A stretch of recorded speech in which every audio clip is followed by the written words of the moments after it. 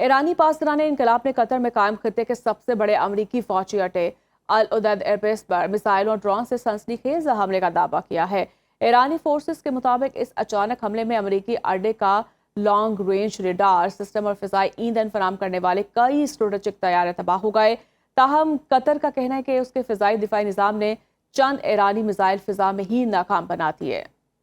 پاکستان اور کویت میں نئے دفاعی معاہدے پر بات چیت جاری ہے۔ برطانوی خبر رساں ادارے رائٹرز کے مطابق دفاعی معاہدے کے عوض کویت پاکستان کے ساتھ توانائی تعاون کو توسیع دے گا۔ کویت پاکستان میں سرمایہ کاری کا بھی خواہاں ہے۔ رائٹرز نے ذرائع کے مطابق کہا کہ کویت پاکستان کے ساتھ سعودی عرب طرز کا دفاعی معاہدہ چاہتا ہے۔ ایران امریکہ حالیہ جنگ میں کویت پر سب سے زیادہ حملے کیے گئے، جہاں ایران نے امریکی فوجی اڈوں کو نشانہ بنایا۔ کویت چاہتا ہے کہ پاکستانی فوج کو کویت میں تعینات کیا جائے، جنگی طیاروں اور ڈرون کے ساتھ فضائی دفاعی نظام بھی پاکستانی فوج کو سونپا جائے۔ ایرانی سفیر رضا امیری مقدم نے ایکس پر اپنے پیغام میں کہا کہ پاکستان کی جانب سے کئی ماہ کی ثالثی کے بعد 14 نکات پر مشتمل مفاہمت کی یادداشت طے پائی۔ یادداشت میں فیصلہ کیا گیا کہ مذاکرات 6 ماہ جاری رکھے جائیں گے۔ امریکہ نے مفاہمتی یادداشت کی جو تشریح کی وہ شرائط کے منافی ہے۔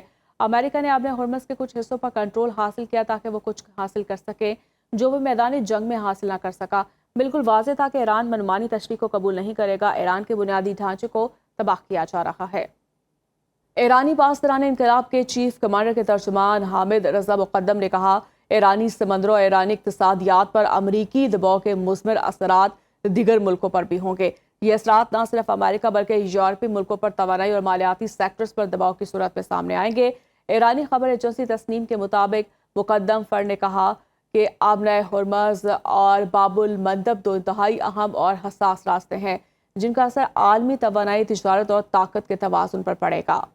ایران نے امریکہ کے ساتھ 1 ماہ قبل طے پانے والے مفاہمتی معاہدے کی ذمہ داریوں پر عمل درآمد معطل کرنے کا اعلان کر دیا۔